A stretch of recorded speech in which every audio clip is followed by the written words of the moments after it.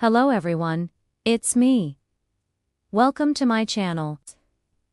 And today, we are going on an adventure with Lucas the spider. It's a little bit different than our usual adventures, because we actually going to explore his backyard.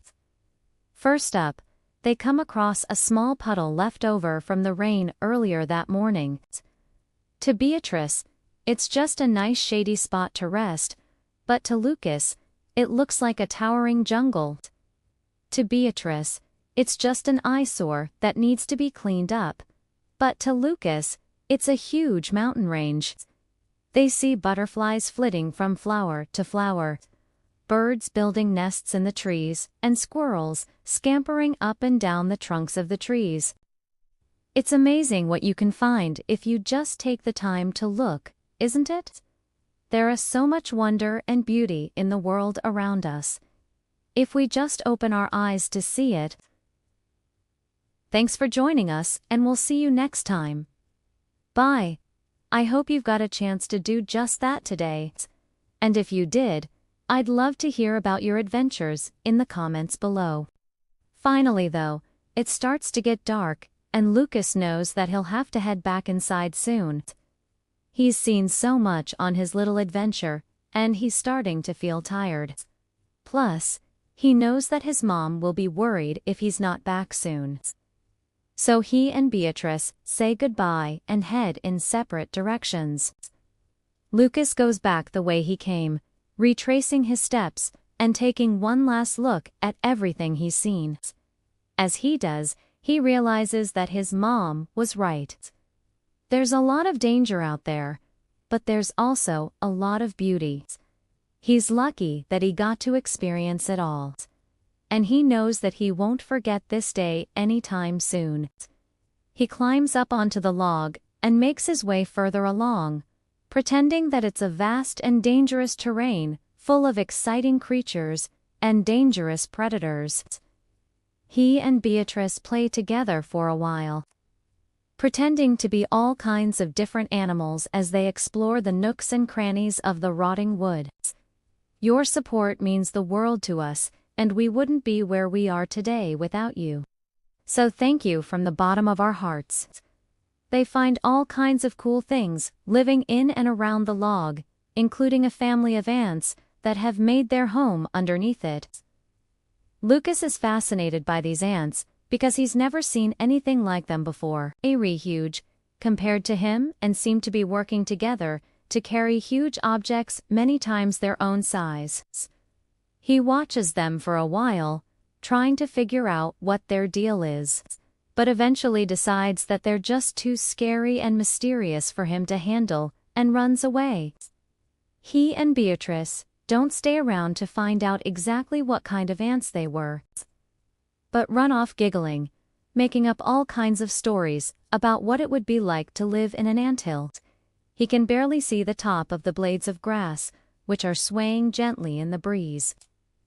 And there are all kinds of interesting bugs flying in and out of the greenery. Lucas feels like he's just discovered the Amazon rainforest, or maybe even the vast grasslands of Africa.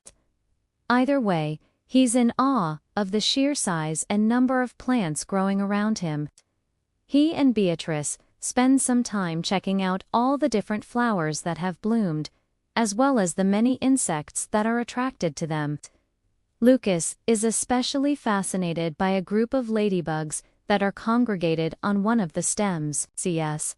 Never seen so many ladybugs in one place before, and he could watch them crawling around each other for hours. Finally, it's time to move on again, and Lucas reluctantly leaves the grassy jungle behind. It isn't much to look at from far away, but when Lucas gets closer, he realizes that from his point of view, it's actually huge. The water stretches as far as he can see in every direction. And he even spots some other bugs and critters taking advantage of the mini water feature.